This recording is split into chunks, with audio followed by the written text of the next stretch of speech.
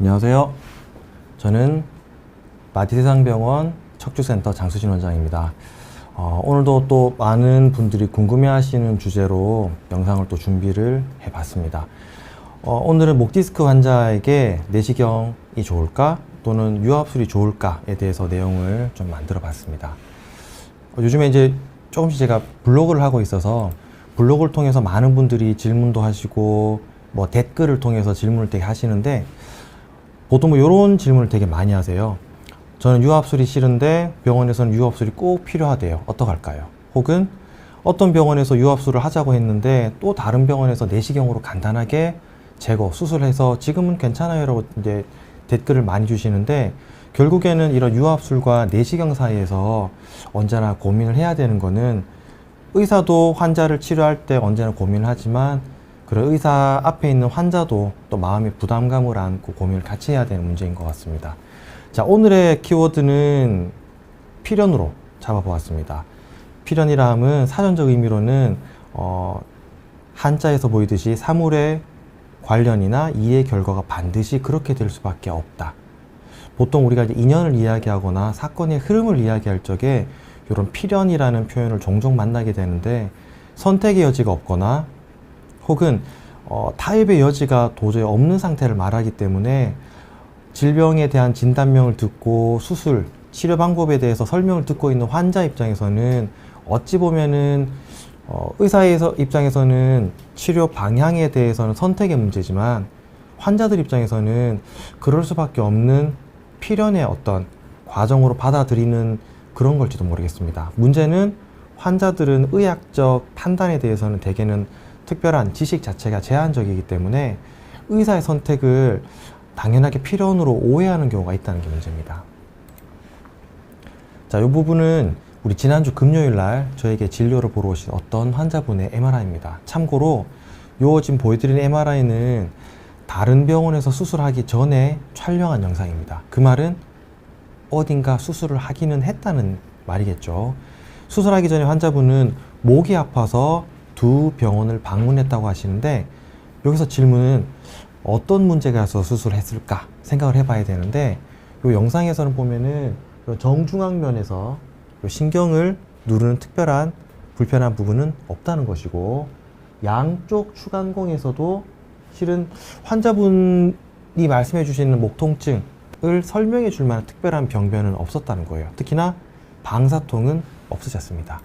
그런데 A라는 병원에서는 유압술을 2군데나 하자고 권유를 받았었고 또 B라는 병원에서는 유압술은 필요 없다고 보는데 내시경을 이용해서 2군데 수술하자 그 설명을 들으시고 환자 입장에서는 당연히 더 작은 수술을 하는 우리 B 병원에서 내시경 수술을 받으셨는데 지금은 후회를 많이 하고 계십니다. 이유는 수술하기 전에는 목만 아팠는데 수술하고 난 다음 현재는 목은 더 아프고 전에는 없던 오히려 팔저림, 방사통이 생겼다는 것 때문에 오히려 수술한 거에 대한 후회를 하고 계십니다. 그럼 내시경 수술이라는 게 잘못됐습니까? 혹은 뭐 유압술이라는 게 저한테는 옳은 선택이었을까요? 실은 이 환자분 같은 경우에는 수술 안 하시는 게 옳았죠. 왜냐면 우리 목이든 허리든지 간에 결국에는 방사통을 해결하기 위해서 이런저런 치료를 진행하는 경우가 제일 많지만 이분처럼 방사통 없이 목만 아플 적에는 오히려 수술은 후회하실 수밖에 없는 거라고 이해하시면 될 것 같습니다. 그래서 오늘 이야기는 환자분들이 가지고 있는 비대칭적인 정보를 제가 좀 도와드릴 뿐더러 어느 수술이 더 좋다는 거를 비교해 드리고 싶은 게 아니라 이런 상황에서는 이런 수술이 조금 더 유리하고 저런 상황에서는 또 저런 수술이 조금 더 유리하지 않는가에 대한 내용으로 좀 받아들여 주시면 좋겠습니다. 자, 이제 오늘은 좀 쉽게 좀 편안하게 가보겠습니다. 여행을 간다고 생각해 보겠습니다. 저희 병원은 중랑구에 있는데 중랑구에 있는 병원에서 출발을 할 거고 부산 또는 몰디브 아니면 저 안쪽에 수원까지 여행을 간다고 목적지를 좀 삼아 보겠습니다. 부산까지 간다고 봤을 적에는요, 여름이니까 당연히 바닷가로 가야 될 것이고 보시면 이런 가시게 되면 돼지국밥, 순대국밥은 꼭 드시고 오셔야 됩니다. 자, 부산으로 가려면 교통편을 어떻게 결정을 해야 될까? 거리가 그렇게 가깝지는 않은데 우리 첫 번째 그림처럼 비행기를 타고 가야 될까? 기차를 탈까? 자동차를 탈까? 여기에 대해서는 그냥 타고 싶은 탈 것을 타시면 됩니다. 뭐 비행기를 타고 꼭 가고 싶으면 비행기를 타셔도 되고, 아니면 더 빨리 어떤 기차의 어떤 운치를 느끼고 싶으면 기차를 타셔도 되고, 아니면 휴게소에서 꼭 맛있는 뭐 오징어나 감자를 먹어야 되겠다, 자동차를 타셔도 되고, 혹은 배를 타고 어떻게 멀리 돌아가셔도 됩니다. 아무도 여기에 대해서는 옳다 그르다에 대한 말은 하진 않을 것 같습니다. 두 번째는 이번에 수원 가까이 가보겠습니다. 수원을 갈 때 비행기를 탄다, 또는 수원을 가는데 서울에서 배를 탄다, 여기에 대해서는 이제 이야기를 듣는 사람들 입장에서는 왜 비행기나 배를 탈까 오히려 질문을 할 수도 있어요. 그런 점에서는 저희가 이제 탈 것을 결정할 때는 거리도 생각을 해야 될 것이고, 시간도 생각해야 되고, 그게 현실적으로 가능한 것인가에 대해서 계속 이제 생각을 해야 되는데, 수원까지 갈 때는 기차나 결국에는 자동차를 타는 게 옳다고 보는 거죠. 그러나 비행기 불가능한 것은 아닙니다. 자, 마지막으로 저 멀리 몰디브를 가보도록 하겠습니다. 제가 신혼여행을 몰디브로 갔다 와서 그냥 몰디브로 결정했습니다. 자, 몰디브를 가는데 기차나 자동차를 선택할 수 있을까? 없습니다. 거리도 멀고 우리나라에서 현실적으로 기차나 자동차로 그까지 못 갑니다. 그런 점에서는 결국에는 선택은 시간이 많이 걸리는 배, 아니면은 좀 빨리 좀 편하게 갈 수 있는 비행기 중에 선택을 할 수밖에 없는 건데, 결국에는 저희들이 이제 거리나 위치에 따라서 여행하는 방법을 결정을 하기도 하고 선택을 하기도 하지만, 어떤 경우에는 그 선택이 필연적으로 그럴 수밖에 없는 것도 있다는 거예요. 치료도 같은 개념에서는 제가 선택을 할 적에는 언제나 이 치료가 옳다, 저 치료가 옳다, 요 안에서 선택을 할 수는 있긴 하지만 이 치료 방법밖에 없습니다 라고 하기에는 요거는 언제나 고민을 해 보아야 되는 문제입니다. 그래서 의사들은 환자들 진단이 나오고 치료 방향을 결정할 때는 언제나 여러 가지 상황 중에 선택을 하게 만들지만, 환자분 입장에서는 오히려 그게 필연이 아닌가, 절대로 오해하시면 안 되는 부분이 분명히 있다는 거예요. 자, 그럼 제일 먼저 일단 제 스토리의 어떤 의도, 뉘앙스는 어느 정도 파악하셨으니까 조금씩 내용으로 들어가 보도록 하겠습니다. 자, 목 경추 디스크라는 어떤 것일까? 요건 제가 지난주에 수술한 환자분 영상인데, 여기는 5번이랑 6번 경추 사이에서 이렇게 검은색으로 탈출되어 있는, 파열되어 있는 디스크가 보이고, 요 디스크가 중앙에서 오른쪽으로 이렇게 여기 있는 신경을 누르고 있는 요 상태가 되어 있는데, 환자분은 되게 통증은 되게 심하셨어요. 그래서 결국에는 이제 치료를 급하게 하긴 했지만, 자, 디스크에 대한 증상은 한 가지 의외에서 하시는 요 그림처럼 목 디스크나 또는 목의 협착증 환자분들은 목이 아프다고 하시는 분들은 흔하진 않습니다. 오히려 이렇게 민손의 바깥쪽으로 저리거나 통증이 있거나 관절을 넘어가는 수준의 어떤 저림, 통증이 있는 경우에는 일종의 방사통, 신경통이라고 판단을 할 수가 있긴 한데, 실제로 많은 분들이 이런 팔이 저려요, 터져요, 빠져요, 이렇게 표현을 되게 많이 하십니다.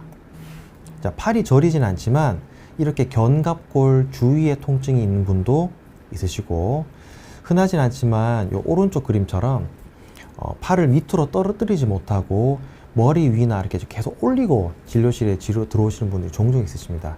요거를 견관절 외전 통증 감소 징후라고 하는데, 요거는 팔을 올렸을 때야 통증이 좀 좋아지는, 이런 상태는 신경의 위치나 우리 정맥의 상황에 따라서 통증이 달라지기 때문에, 요런 경우, 요런 증상을 호소하시는 분들은 결국에는 수술을 권유하는 경우가 되게 많습니다. 왜냐하면은 팔을 내리지 못하는 분들은 일상생활, 뭐 식사를 하거나 공부나 어떤 업무를 하는 것조차 힘들기 때문에 이런 분들은 통증이 되게 심하다고 판단됩니다.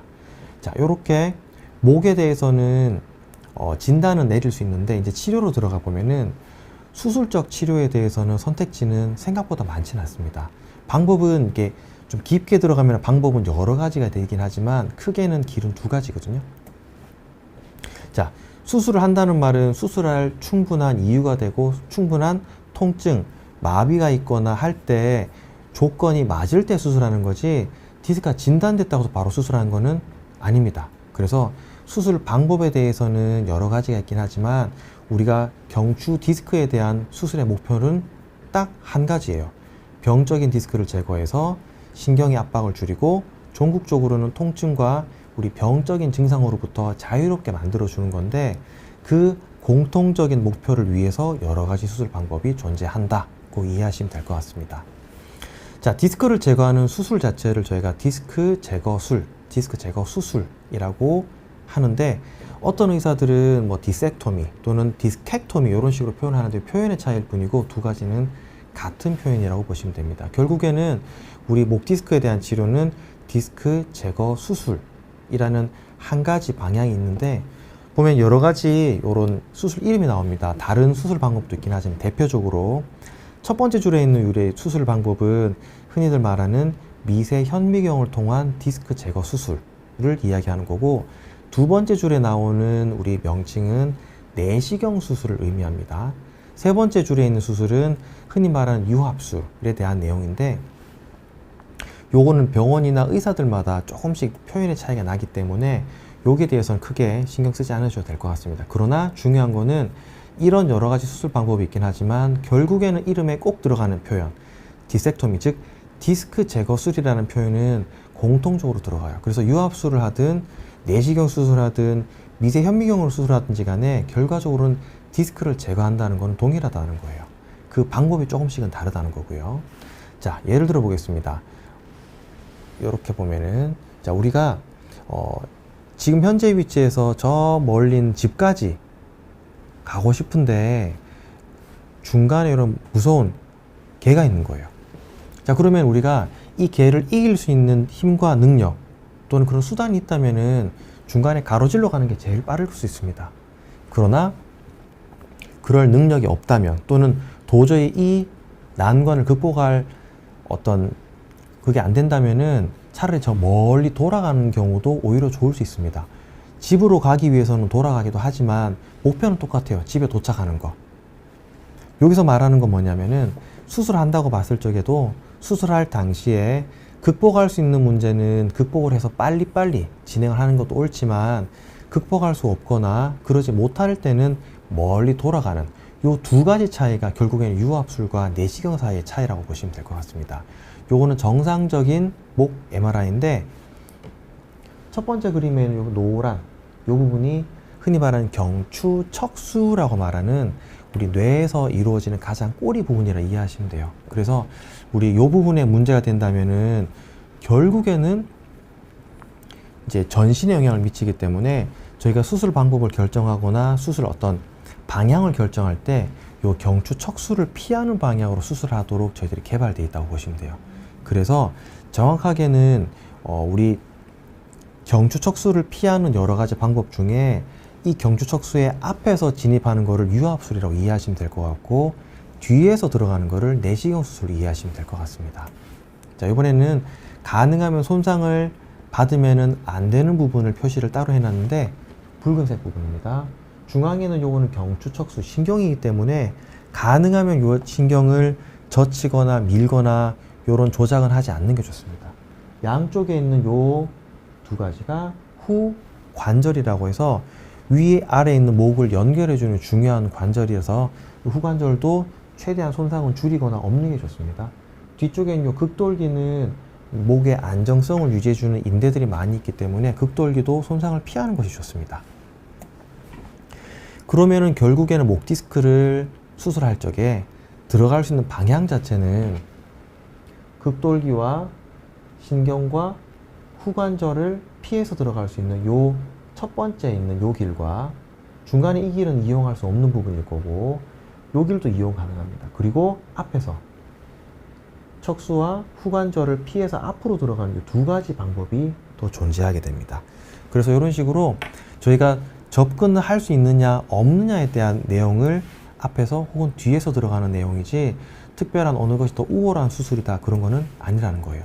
먼저 뒤로 돌아가는 길은 목의 뒤쪽에서 진입을 해서 여기 보이는 이 작은 뼈, 요걸 저희는 후궁이라 부르는 뼈의 일부분입니다. 후궁이라는 뼈를 제거를 일부를 하고 난 다음에 신경과 후관절을 피한 이쪽 통로를 이용하는 게 뒤로 들어가는 이제 어떤 치료 방법이긴 한데, 이 사진에서도 보면은 이 신경을 피해서 뒤에서 들어가면은 여기 있는 디스크를 제거하려면은 이 신경을 우회해서 돌아갈 수밖에 없습니다. 이번엔 앞에서 들어가는 방법인데, 신경과 후관절의 앞쪽에서 들어가기 위해서는 당연히 이 방법은 뒤쪽에 뼈를 제거한다거나 신경을 경우에 따라서는 제끼는, 젖히는 이런 조작이 없기 때문에 여러 가지 부작용으로부터는 좀 자유로운 장점이 있긴 하지만, 단점은 앞쪽에 있는 기도, 식도를 제껴야 되는 문제, 혹은 뒤쪽에 있는 이 디스크를 제거하기 위해서 앞쪽에 있는 정상적인 디스크까지 다 제거를 해야 되기 때문에, 이렇게 제거하고 나면 이 빈 공간에다가 어떤 인공 구조물을 집어넣어 줘야 돼요. 그걸 인공뼈 내지는 뭐 케이지라고 부르기도 하는데, 경우에 따라서는 인공뼈를 넣기도 하고, 또 어떤 경우에는 인공 디스크라는 걸 집어넣어서 앞쪽에서 진입하고 난 다음에 이 공간에다가 무언가를 채워 넣기 위해서 다른 구조물을 넣는다는 거. 여기 장단점은 내시경은 뒤에서 들어가기 때문에 생각보다는 요 목 통증이 좀 남는 경우가 많고, 앞쪽에서 들어가는 유압술 같은 경우에는 뒤에서 들어가지는 않기 때문에 목 통증은 좀 적다는 장점도 있습니다. 자, 이번에 제일 먼저 뒤에서 들어가는 수술을 설명을 먼저 드려보도록 하겠습니다. 자, 뒤에서 들어가는 거는 방식은 결국에는 두 가지예요. 첫 번째는 이렇게 현미경을 통해서 어느 정도 절개를 하고 난 다음에 현미경으로 저 안쪽을 들여다보는 미세현미경 디스크 제거 수술 방법이 있고, 여기 두 번째 그림은 내시경, 카메라를 집어넣어서 몸 안의 상황을 모니터로 확인하면서 우리 수술할 수 있는 두 가지 방향이 있습니다. 자, 미세현미경의 방법은 피부 절개를 만든 뒤에 현미경을 통해서 몸 안에 있는 조직들을 제거해야 되기 때문에 실은 예전부터 전통적으로 많이 시행해오는 그런 수술 방법이에요. 요즘 한창 그 내시경 수술이 이제 대중화가 되다 보니까 미세 현미경으로 수술하는 거를 마치 이제 구닥다리고 결과도 나쁘고 뼈를 많이 제거하고 이렇게 나쁜 수술로 자꾸 평가절하하는 경향이 있는데, 요 수술 방법은 내시경 수술하든 아니든지 간에 모든 의사는 당연히 할 줄 알아야 되는 수술이고, 조금 더 나가면은 요거는 잘 해야 되는 수술이에요. 그래서 현미경 수술을 잘하는 의사가 결국에는 내시경 수술도 잘한다. 그래서 제가 전 주위 분들께는 늘 이제 좀 강조, 제가 치료해주지 못하는 저 멀리 계신 분들께는 오히려 이제 내시경 수술 한 가지만 계속 할 수 있다, 잘한다, 이런 분들한테는 차라리 치료를 받지 말고 현미경 수술과 내시경 수술을 둘 다 어느 것이 좋다라기보다는 이 두 가지 수술에 대해서 이런 경우에는 이 수술, 저런 경우에 저 수술, 요렇게 선택을 하는 의사를 오히려 치료를 그쪽에 가서 잘 받으라고 설명을 제가 많이 드립니다. 두 번째로 목에 대해서는 좀 이따 설명을 드리겠지만, 허리에 대해서는 저는 내시경 수술과 현미경 수술은 대동소이하다고 설명을 드립니다.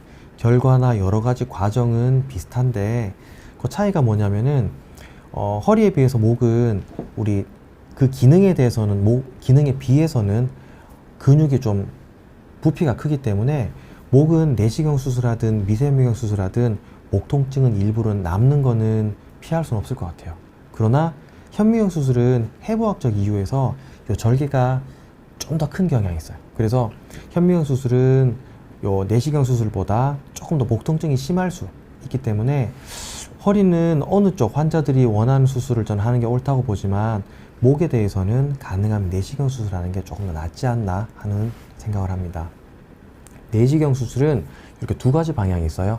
한 방향 내시경 수술, 양방향 내시경 수술. 오늘은 이 두 개를 어떻게 비교를 하거나 어느 것에 대한 우열을 가리지는 않겠습니다. 둘 다 좋은 수술이고, 대개 이 둘 중에서는 여러분을 치료할 주치의가 더 잘하고 더 좋아하는 수술을 진행하시면 될 것 같습니다. 양방향 내시경은 두 가지 이름이 있습니다. 이렇게 UBE 또는 BESS라고 하는 BESS 두 가지는 보통 신경외과 쪽으로 어떤 교육을 많이 받고 많이 접한 어떤 의사들은 UBE라는 설명을 많이 쓰게 되고, 우리 정형외과 쪽으로 많이 접한 분들은 BESS라는 설명을 많이 하게 됩니다. 압록강 700리 순정님, 되게 이름이 깁니다. 선생님, 단순히 목이 아프다면 엑스레이부터 찍어봐야 하나요? 목이 아픈데 목이 아니라 다른 곳이 원인인 경우도 있다고 하던데요.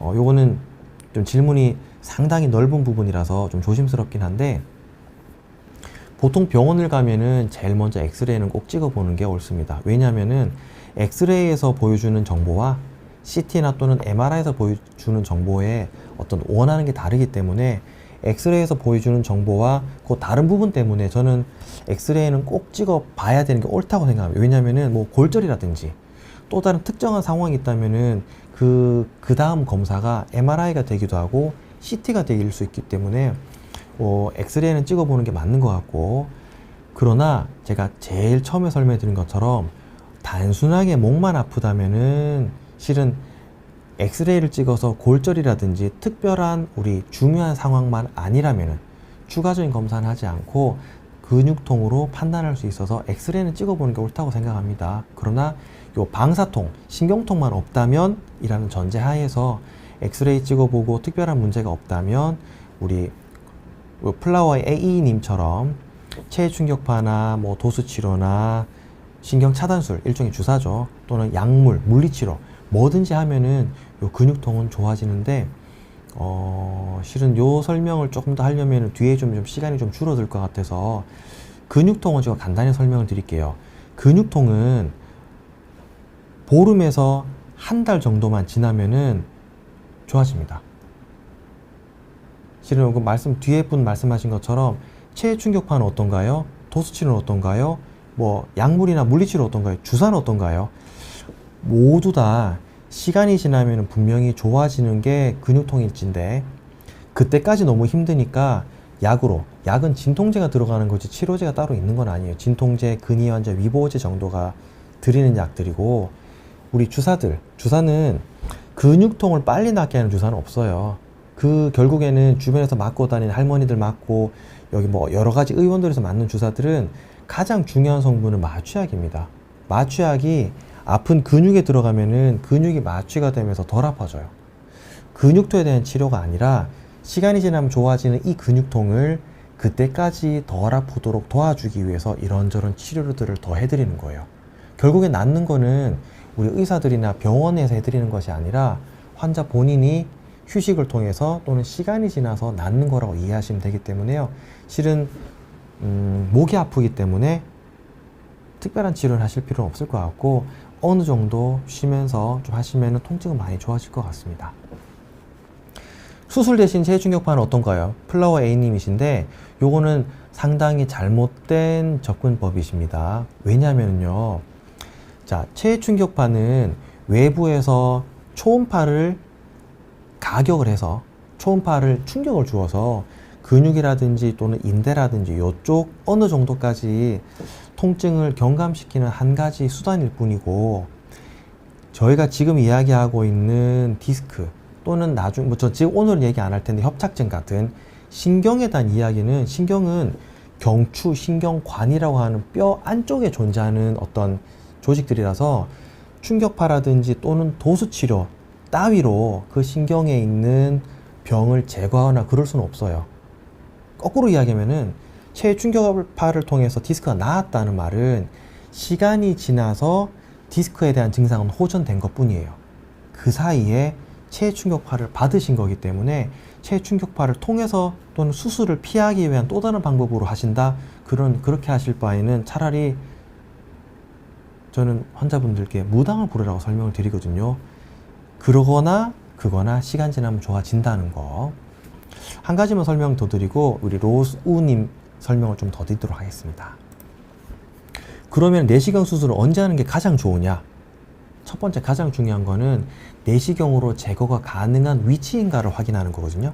여기 보시면은 디스크는 이 위치에 보통 탈출되어 있는 경우가 많은데, 뒤에서 들어가서 신경과 후관절을 피해서 제거할 수 있는 위치라면 내시경으로 충분히 제거할 수 있지만, 디스크가 중앙이 여기 있다면 이 신경을 우리가 젖히지 않고는 디스크를 제거할 수가 현실적으로 불가능합니다. 그럴 때는 우리 내시경 수술은 적절한 치료는 아니라는 거죠. 신경을 과도하게 젖히거나 미는 상황이 벌어지면 경추 척수는 손상을 입고 후유증이 상당할 수 있기 때문에 절대로 제거할 수 없는 위치에서는 내시경을 하면 안 됩니다. 다만 대부분의 목 디스크는 내시경으로 제거할 수 있는 게 사실입니다. 그래서 보통 내시경을 먼저 해보는 게 더 많다는 거죠. 혹은 한쪽에 발생한 디스크, 양쪽에 발생한 디스크가 아니라 한쪽에 발생한 디스크 혹은 상지 방사통이 목 통증보다 클 때, 이건 무슨 뜻이냐면은 내시경 수술 후에 목이 비록 아프다 하더라도 방사통이 줄어든다면은 일부 목 통증을 안고서라도 요거 방사통을 제거하기 위해 내시경 수술이 가능하다는 거죠. 또는 우리 이따가 설명드릴 유압술은 앞쪽에 흉터를 만들어야 돼요. 그래서 앞쪽 흉터에 유난히도 거부감이 든다면 뒤로 들어가는 게 낫다는 거죠. 자, 로즈우님 69세입니다. 4, 5번 디스크 협착이 있다고 하십니다. 가끔 삐끗하면 일어나서 걸을 수가 없이 아픕니다. 주사를 맞습니다. 어떻게 해야 될까요? 아무래도 이거는 허리에 대한 내용인 것 같기는 합니다. 그런데 증상 중에서요, 지금 말씀하시는 증상은 삐끗하면서 일어나서 걸을 수가 없이 아플 적에 허리가 아프다면은 수술은 지금은 피하셔도 될 것 같아요. 어떻게 주사를 맞든 약을 맞든 피하셔도 될 것 같은데, 일어났을 적에 다리가 아파서 걸을 수가 없으시다면은 그냥 저는 수술을 하시는 게 낫지 않을까. 지금 말씀하시는 어떤 투로 봤을 적에는 의외로 일상생활에 영향을 많이 미치고 있다고 판단됩니다. 보면은 요 왼쪽에 보면은 내시경 수술하기 전에 이제 지난주 수술하신 분이니까 이렇게 이만큼 탈출되어 있던 디스크가 이만하게 수술하기 전에 이렇게 되어 있던 분이신데요. 이렇게 신경이 눌려 있으시고, 내시경 수술은 이런 식으로 양질의 영상을 우리가 획득할 수 있기 때문에 수술 전 MRI와 수술 후 MRI 그리고 수술 중에 이런 영상들 설명을 다 해드릴 수가 있어요. 자, 요거는 실제로 수술을 하신 분의 영상이신데요. 이런 식으로 먼저 우리 뼈와 근육 사이의 어떤 그 공간을 충분히 어느 정도는 확보를 해주고 난 다음에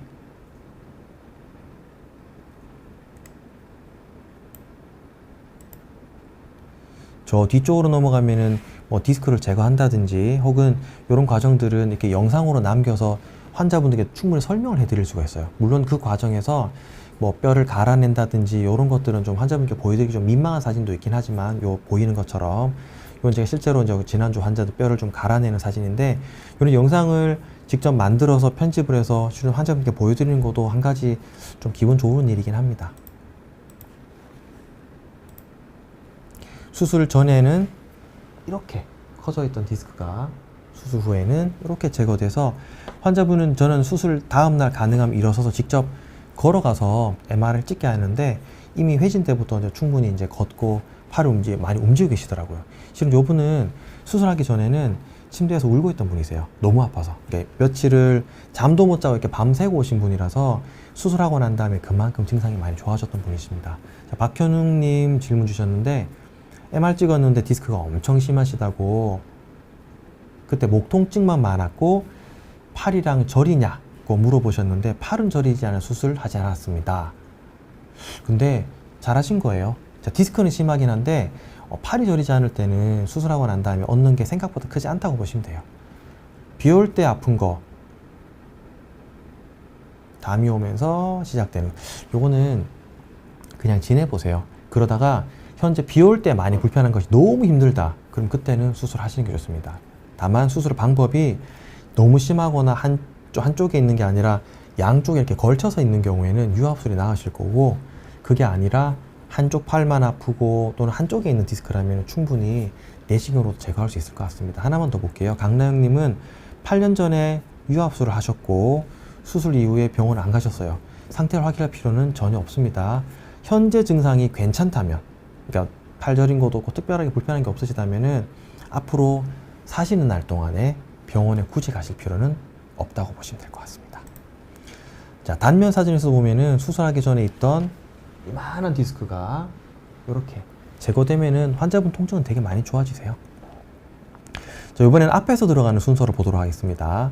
앞에서 들어가는 수술은 이렇게 두 가지, 전방 디스크 제거 및 유압술이 있으시고, 두 번째는 인공 디스크 치환술, 인공 디스크 수술이라고도 하는데, 두 가지는 수술 방법이나 과정은 거의 비슷해요. 거의 같다고 보시면 될 것 같고, 마지막에 우리 추가적으로 삽입된 인공 구조물이 조금 목적이랑 모양이 다르다는 거죠. 그래서 이 두 가지는 같은 수술이라 보고 이해하시면 될 것 같습니다.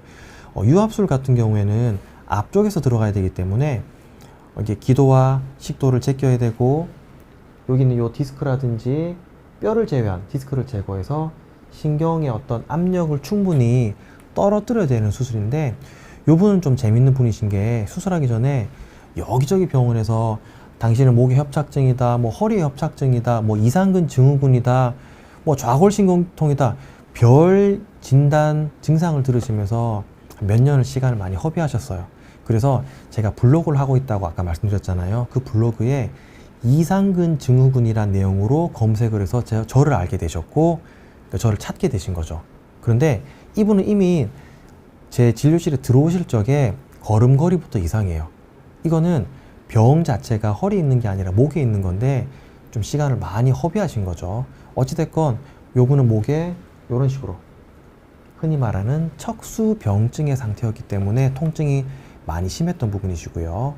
양쪽 추간공, 특히나 오른쪽 추간공에 이렇게 막혀있는 디스크가 있구나라고 판단을 하고 수술을 계획을 했는데, 실은 CT를 찍어보면은 여기 보이시는 것처럼 뼈가 자라나와서 단순하게 디스크를 제거하는 게 이분께는 옳은 어떤 상태가 되지는 않는 거예요. 그럴 때는 어쩔 수 없이 유압술을 진행하는 겁니다.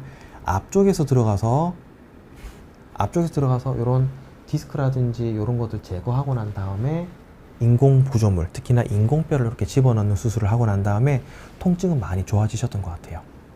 그래서 이렇게 인공뼈, 이렇게 많이 갇혀있던 신경들이 인공뼈가 들어가면서부터 이쪽 공간이 확실히 넓어지는, 유압술은 이만큼 공간을 최대한 확보해 줄 수 있는 참 좋은 수술인 건 사실이에요. 그러나 어떤 환자분들은 내 몸에 인공 구조물을 넣는 것에 대한 어떤 부담감, 막연한 거부감이 있으신 분들은 인공 유압술, 이런 인공 구조물을 넣는 거는 언제나 권장되는 수술은 아닙니다. 이렇게 제가 보통 이제 늘 강조하는 것 중에 하나가, 우리 보기 좋은 떡이 맛도 좋다고 인공 구조물을 넣는 수술을 했을 때는 이렇게 엑스레이를 찍었을 때 예쁘게 이렇게 나왔을 적에 우리 이제 증상도 많이 좋아진다는 거. 환자분들은 지금 척수병증 같은 특별한 상황까지 넘어갔기 때문에 증상이 빨리 좋아지는 건 아닌데 천천히 좋아지고 있으십니다. 자, 찌불님 질문 하나 있으시네요. 2년 전에 5, 6번 치환술, 여기서 말하는 치환술은 인공 디스크 치환술을 의미하는 것 같고, 6, 7번 유압술, 거기다가 인공뼈, 케이지를 집어넣어서 유압술을 진행했는데, 그때는 손 저림도 심하고 오른쪽 힘이 빠져서 수술했고, 수술은 잘 됐는데 통증은 좋아지질 않습니다. 요게 좀 신경이라는 게 좀 저희는 좀 수술하는 저희 입장에서 무섭기도 하고 조심스럽기도 하고, 어떤 경우에는 참 기분 좋은 것들이 수술인데, 수술하고 난 다음에 심한 통증은 많이 좋아졌지만 일부 남아있는 잔통증, 우리 신경을 괴롭혔던 어떤 흔적들이 남아서 좀 오랜 기간 통증이 좀 유지되는 경우 되게 많습니다. 일단 2년이라는 시간이 지났기 때문에 생각보다는 앞으로 좋아질 수 있는 여지는 그렇게 많지는 않다고 봐요. 그러나 수술할 당시에 힘이 빠졌다는 부분에서 병 자체는 상당히 심했던 걸로 판단이 되고, 지금 상황에서는 통증을 덜하기 위해서는 저는 제가 수술했다고 치고, 그런 분들께는 일단은 신경통약을 복용을 하고, 신경 차단술은 조금씩, 너무 힘들 때는 조금씩은 도움을 받는 것도 괜찮습니다. 그것 이외에는 할 수 있는 건, 혹시나 담배를 피신다면 꼭 금연하시고요. 두 번째로는 종합 비타민제 중에서 비타민 B가 들어있는 건데, 종합 비타민제를 잘 챙겨 드시는 게 제가 보통 많이 권하는 방법인데, 지금 2년 지나셨기 때문에 어떤 약물이라든지 주사의 어떤 도움을 받는 것을 제일 먼저 권유를 드리고, 두 번째로는 그 이후에 또 다른 어떤 병이 생겼을 수 있기 때문에 필요하면은 검사를 새로 해보시는 것도 한 가지 방법일 것 같습니다. 그래서 그러면 유압술을 언제 하는 게 가장 좋을까? 지금 방금 찌불님처럼 통증이 심하다의 개념이 아니라 디스크가 좀 많이 심하기 때문에 신경의 압박이 상당할 때는 우리 유압술이 훨씬 더 낫다고 보고, 한쪽 또는 양쪽 둘 다 유압술 해도 돼요. 다만 한쪽일 때는 내시경 수술이 조금 더 접근이 쉽다는 개념이지 유압술 다 가능하십니다. 그러나 유압술은 앞쪽을 우리 절개를 하고 들어가야 되기 때문에 흉터에 덜 민감할 때는 유압술은 그렇게 권하고 싶진 않고, 오히려 목 뒤쪽에 통증이 현재 있을 때는 오히려 앞쪽으로 들어가는 수술이 목 통증을 줄일 수 있기 때문에, 혹은 척수병증 같은 좀 특별한 병이 있을 때는 가능하면은 내시경 수술보다는 이런 식으로 유압술을 하시는 거를 저는 조금 더 권하는 겁니다. 그럼 이걸 좀 정리를 해보자면은 내시경 수술은 디스크가 한쪽에 있을 때 또는 목 통증이 없을 때, 왜냐? 내시경 수술하고 나면 일부 목 통증은 남을 수 있기 때문에 목 통증이 없을 때 수술하는 게 조금 더 유리하실 거고, 흉터는 뒤쪽에 만들어져요. 그래서 오히려 앞쪽에 대한 흉터에 대해서 좀 자유로운 장점이 있긴 하지만, 척수병증 같은 특정한 상황이 벌어지게 된다면은 생각보다는 내시경 수술은 그렇게 권유되는 건 아닙니다. 유압술은 반대죠. 디스크가 양쪽에 있거나 엄청 심할 때 또는 목 통증이 뒤쪽으로 있을 때는 유압술이 유리할 수 있고, 흉터가 앞쪽에 있기 때문에 그걸 감안하시라는 거. 척수병증이 있을 때는 어떻게든 유압술을 하시는 게 유리하다는 겁니다. 그러나 기피해야 되는 상황이 있어요. 양쪽에 디스크가 있을 때 또는 디스크가 신경의 중앙에 있을 때는 내시경 수술은 오히려 피하시는 게 옳고, 목 통증 요 뒤쪽으로 있을 때는 오히려 방사통은 좋아졌지만 목 통증이 일부 남아서 자꾸 이제 통증을 호소할 수 있기 때문에, 또는 척수병증이 있을 때는 내시경 수술을 오히려 피하는 게 좋지만, 유압술은 언제? 수술 앞쪽의 흉터에 민감할 때, 혹은 우리 내시경 수술보다 유압술이 비용 면에서는 훨씬 더 높게 책정이 되기 때문에 비용 면에서나 또는 인공물이 들어가는 거에 대해서 상당히 우리가 거부감이 들 때는 가능하면 오히려 유압술을 권하는 게 사실입니다. 그러나 우리가 치료 방향을 결정할 때는 의학적인 판단에 있어서는 뭐 이런 치료도 있고 저런 치료도 있기 때문에 선택을 이렇게 해봅시다 설명할 수 있긴 하지만, 그러나 언제나 그게 필연적으로 이 치료 방법만 유일한 방법입니다 라고 하기에는 환자분들의 뭐 상황이라든지 또는 뭐 여러 가지 것들을 꼭 판단을 같이 해야 돼서, 선택의 여지가 있을 때는 환자와 의사가 서로 공감할 수 있어야 되는 게 맞습니다. 우리 플라워 A님 질문 하나 더 해주셨네요. 비타민 B가 어떻게 도움이 되나요?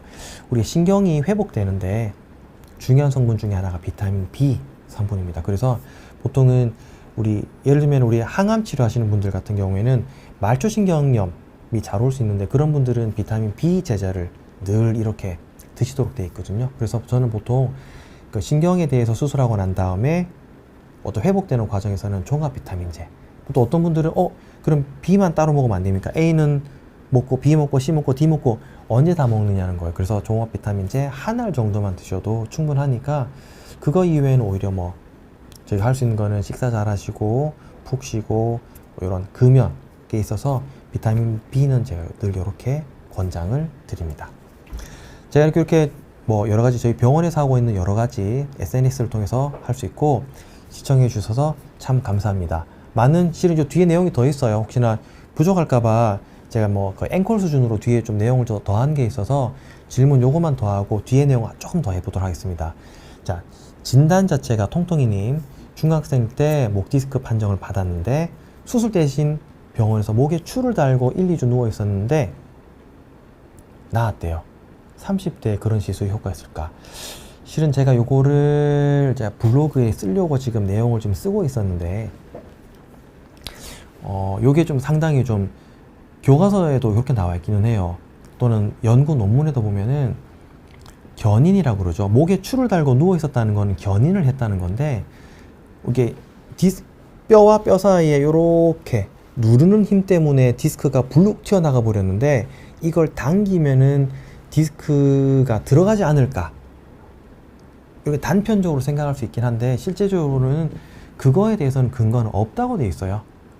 무슨 말이냐면은 그 견인 치료에 대해서는 현재 신경을 압박하고 있는 요 신경과 디스크 사이에 어떤 분쟁은 어느 정도 호전이 되고 증상의 호전이 있을 수 있으나, 결국에는 견인 치료 자체가 디스크를 낫게 한다거나 견인 치료 자체가 디스크를 제거하고 들어가게 하는 거, 여기에 대해서는 분명히 논란이 여지 있다고 나와 있기 때문에 어찌 보면은 그 당시 중학생 때 뭐 그 당시에는 이런 대화를 했을 거예요. 분명히 나이도 어린데 무슨 목에 수술이냐, 수술 지금 하면 안 돼, 함부로 하는 거 아니야, 그런 의미에서 견인 치료를 하셨던 것 같고요.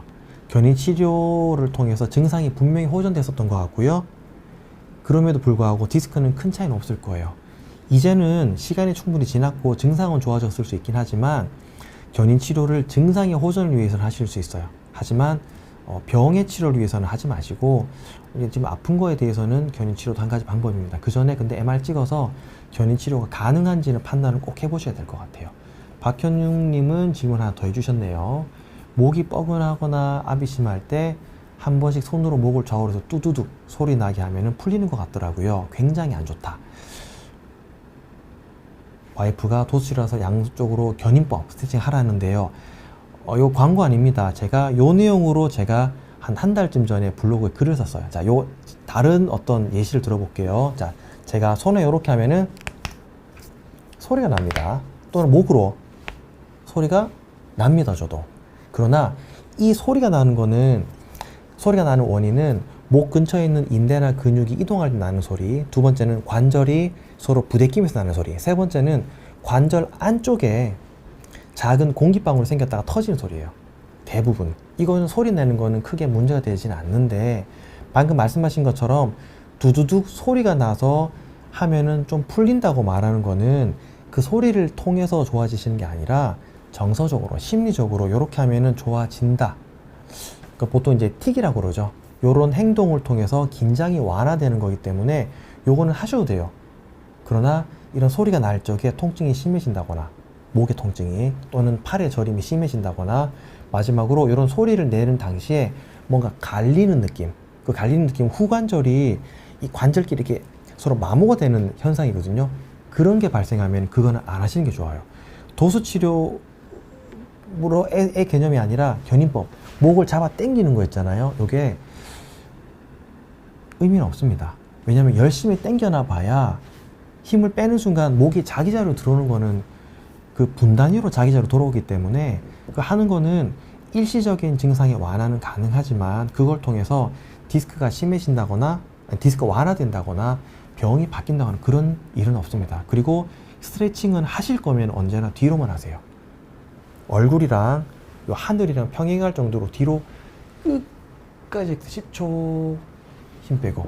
제가 요즘에는 목이 잘 아프진 않는데 환자분들이 늘 질문을 많이 하시기 때문에 그 질문에 대답하느라 제가 요 스트레칭 하는 거는 하루에 10번 이상은 저도 꼭 해요. 그러다 보니까 저도 목이 많이 좋아졌거든요. 스트레칭을 하실 거면은 뭐 좌우 앞으로는 절대로 하지 마시고 언제나 뒤로만 10초씩 힘 빼고, 요거를 자주 해주는 스트레칭 꼭 해주시면은 통증에 도움이 많이 되실 것 같아요. 자, 찌불님 한 분 또 설명을 드려야 되겠네요. 현재는 목 통증에서 어깨 쪽으로 이어지는데 어깨는 회전근개 파열이래요. 자, 회전근개 파열은 목 통증과는 관계는 없습니다. 그리고 회전근개 파열은 회전근개라고 말하는 요 어떤 인대의 어떤 그룹은 어깨를 움직이는데 도움을 주는, 어깨를 실제로 움직이는 인대와 근육들이에요. 그 근육이 파열이 되게 되면 어깨를 움직일 적에 어깨가 아픈 게 특징이에요. 그래서 지금 어깨보다 아래쪽으로 내려오는 통증은 방사통이기 때문에 목에서 해결하시는 게 옳고요. 신경통약을 드시든 뭐 주사를 맞든. 목 통증에 대해서는 회전근개를 치료한다기보다는 요 일종의 근육통에 대해서 치료를 하시고, 회전근개는 또 회전근개대로. 환자분들이 제일 실수를 잘하는 분들이 현재 내가 가지고 있는 이런 증상들을 묶어버리는 거예요. 목 통증과 어깨 통증과 회전근개와 팔저림, 이거를 한 번에 관통하는 진단명을 자꾸 이제 고민하시게 되는데, 그러지 마시고 목 통증은 수술 이후에 올 수 있는 일종의 근육통으로 생각해서 근육통으로 치료하시고, 팔저림은 신경통이니까 신경통으로 치료하시고, 회전근개는 회전근개대로 치료하시고, 이렇게 분리를 하셔야 돼요. 모든 병을 하나의 어떤 진단명이나 하나의 치료로 묶어서 가시려면은 상당히 우리 치료 방향 자체가 산으로 가시게 되어 있습니다. 질문을 권정숙님 또 하나 했네요. 나이는 제가 밝히진 않겠습니다. 여자분이시고 어깨를 올리거나 젖힐 때, 그렇죠, 질문을 하시다가 끊겼습니다. 통통이님, 견인 치료 입원 당시에 기병을 알려줬던 운동이 머리 양 뒤 양개 손바닥을 미는 게 요게 이제 결국은 이렇게 아까 박현웅님께서 질문하신 거는 같은 것 같아요. 잡아서 이렇게 위로 올리는 거거든요. 그게 일종의 견인 치료를 혼자 할 수 있는 뭐 그런 개념이라고 보시면 돼요. 하셔도 됩니다. 그러나 이제 그 스트레칭, 그 운동을 통해서 절대로 병이 낫는다거나 내가 가지고 있는 이 병적인 상태로부터 졸업하기를 기대하지는 마시라는 거예요. 통증은 분명히 요 정도만 하면은 좋아질 수 있으니까 손바닥으로 미는 요 들어 올리는 일종의 견인 치료라기보다는 제가 아까 설명드린 것처럼 우리 하늘 보는 거, 우리가 이제 살면서 하늘 보는 일은 그렇게 흔하진 않으니까, 물론 우리가 사무실에 일하면서 하늘 본들 우리 천장밖에 안 보이잖아요. 그래도 자주 고개를 들어서 하늘을 보는 10초씩 요런 스트레칭은 잘 하시는 게 도움이 많이 되실 것 같습니다. 요 남은 시간에는 요 인공 디스크 넣은 부분을 설명 좀 드려볼게요. 요 분은 어깨에서 팔로 내려가는 게 통증이 심했던 분이시고요. 디스크가 이렇게 튀어나와 있어서 신경을 많이 누르고 있었어요. 그런데 이 부분은 왜 우리 인공 디스크를 우리 하고 내시경을 하지 않았냐면은, 수술하기 전에 CT를 찍어봤더니 단순한 디스크가 있는 게 아니라 이분도 뼈가 자라나와 있는 골극이 많이 보였어요. 그거는 골극까지 있으면 우리가 내시경으로 제거하는 게 쉽지 않기 때문에 충분히 제거하고 난 다음에 인공 디스크를 이렇게 집어넣었습니다. 중간에 예쁘게 집어넣고, 지금 증상은 어깨 통증은 일부 남아있긴 한데 팔 통증은 점점 좋아지고 계신 분이시거든요. 우리 통증 자체를 치료하는 게 우리 척추지, 척추에 대해서는 우리가 뭐 크게 문제가 되는 거는 흔하진 않는데, 통증을 치료하는 게 여러 가지 방법이 있고, 오늘 설명해 드린 여러 가지 개념 중에서 내시경은 이런 경우에는 내시경으로 이렇게 치료할 수 있고, 또 우리 유압술로 치료할 수 있는 거는 유압술로 치료할 수 있다는 거, 요것만 잘 기억하시면 될 것 같고, 또 한 가지 기억하셔야 되는 게 구독과 좋아요 꼭 부탁드린답니다. 유구님 질문하셨네요. 처음에 MRI와 근전도 검사를 보시고 6, 7번 좁아졌고, 그렇죠. 이게 우리 근전도 검사는 저희가 의사들이 보통 종종 저도 하는데, 언제 하시는 게, 그러니까 근전도 검사는 언제 이제 보통 시행을 많이 하게 되냐면은 병변이 여러 개가 있는 거예요. 3, 4 디스크, 5, 6 디스크, 6, 7 디스크 세 군데가 있는데, 셋 다 수술하기에는 여러 가지 의미에서는 좀 부담이 될 수 있어요. 그럴 때는 요 중에 어느 부분을 치료를 할까의 개념에서 근전도 검사를 진행하게 되는데, 보통 6번, 7번 좁아져 있는 분들은 보통 7번 라디큘로패티라고 해서, 요거는 신경근 병증이라고 하는 상태예요. 신경근 병증의 상태는 있는데, 요거는 의미는 특별하게 있는 건 아니고 제7 경추신경근이 아프대라는 뜻이에요. 진단명은 바뀌진 않아요. 경추 6, 7번 디스크시고요. 좁아진 부분에 있어서 여전히 저리고 통증이 팔꿈치로 온다. 요 말은 디스크가 신경을 실제로 누르고 있는 건 사실이에요. 그러면은 신경이 눌렸기 때문에 신경통이 발생했는 거고, 그러면은 증상을 좋게 해주냐 1번, 2번은 병을 제거해서 증상을 개선시켜 주느냐 2번. 치료는 요 둘 중에 하나로 가시게 돼 있어요. 그러면은 병을 제거해서 치료하는 방향이 수술, 즉 내시경으로 가든 뭐 유압술로 가시든 병을 제거하는 쪽으로 가시는 거는 괜찮으실 것 같고, 두 번째로 내가 현재 통증이 극심하지 않거나 마비가 있는 것도 아니고 수술은 죽어도 싫어, 그럴 때는 1번으로 가시면 돼요. 덜 아프게 해놓은 상태에서 시간이 지나면 분명히 통증은 좋아지게 되는데, 제가 늘 강조하는 게 뭐냐면 수술을 언제 하느냐예요. 수술은 1번, 내가 통증이 너무 심해서 먹는 것도 힘들어요, 자는 것도 힘들어요, 변 보는 거, 싸는 것도 힘들어요, 그 정도 되면 수술하세요. 2번, 마비가 왔다, 감각이 떨어진다, 혹은 그런 경우 수술하세요. 세 번째, 일상생활이 이 통증 때문에 무너진 것 같아요. 일도 못할 것 같고 내 미래를, 내 현재 인생을 즐기거나 계획을 하는데 이 디스크가 너무 걸림돌이에요. 그때는 수술 꼭 하세요. 그 전까지는 시간이 어느 정도만, 수개월 정도만 지나면은 대부분의 디스크 좋아져요. 수술을 하지 말란 뜻이 절대로 아닙니다. 디스크는 시간이 지나면 좋아진다. 그러나 그때까지가 너무 힘들다면은, 우리 극단적으로 힘들다면 수술 진행하시고, 극단적으로 힘들지 않다면 수술이 아닌 이런 일반적인 치료들, 비보존적 치료 또는 비수술 치료라고 해요. 약, 주사, 뭐 여러 가지들. 그러나 도수 치료는요, 팔이 저리거나 또는 다리가 저릴 때는 피하시는 게 좋습니다. 그거는 꼭 기억해 놓으시고, 증상에 따라서 우리가 치료하는 거지 병에 따라 치료하는 거 아니에요. 오늘 설명드린 여러 가지 케이스들은 병이 심해서 제가 수술했습니다가 아니고, 병은 심하게 심했고 환자 본인이 너무 힘들어서 수술한 거예요. 여러 가지 의미에서. 그래서 수술을 할까 말까 절대로 고민을 하시되, 그 고민의 결과는, 그 과정은 언제나 본인의 증상에 입각해서 판단을 내리시는 게 가장 좋아요. 하와이님, 목 디스크가 잘못되면 전신마비가 된다는데 어떤 경우에 해당하는 건 진짜 심한 마비와요. 하지만 흔하진 않습니다. 그래서 우리가 결국에는 그 다른 분도 마찬가지긴 한데, 우리가 통증을 이야기할 적에는 언제나 이게 언제나 어떻게 될까 저희는 모릅니다. 그렇지만 병이 심한 사람이라면은, 진짜 심한 사람이라면 저도 환자분한테 먼저 이야기해요. 당신은 현재 증상은 심하진 않지만 이 MRI를 봤을 때는, 예를 들면은 3살짜리 아이가 칼을 가지고 놀아요. 걔는 분명히 좀 있으면 울어요. 찔려서 울고 넘어지고 막 어디 째지고 피나고 벌어지기 때문에, 부모의 입장에서는 아이는 비록 칼을 가지고 놀고 싶어 하지만 칼을 뺏는 것처럼, 이 MRI를 봤을 때는 환자를 늘상 보는 우리 의사의 마음에서는 이거는 좀 있으면은 마비가 오든 안 될 것 같아. 그런 분한테 좀 강하게 수술을 권유하기도 하거든요.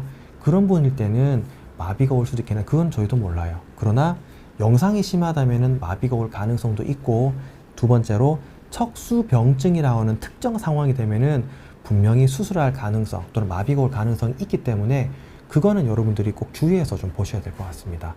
오늘 질문도 많고 요 뒤에 라이브가 있어서 제가 좀 빨리 좀 이제 멘트를 해야 될 것 같긴 한데, 여러분들이 좀 치료를 할 적에는요, 선택의 문제에 있어서는 여러 의사도 만나보시고, 그렇지만 앞에 있는 의사를 믿어주는 것도 저는 상당히 좋은 방법이라고. 의사를 믿어주는 환자가 제일 빨리 낫습니다. 과정이 좀 힘들 수 있긴 하지만, 이상 이제 제가 준비한 건 요 정도로 마무리를 하는 게 나을 것 같고, 또 다음에 시간이 될 적에 또 기회가 된다면은 또 다른 주제로 좀 소통을 하고 좀 질문도 받고 이렇게 좀 설명을 좀 드리고 싶습니다.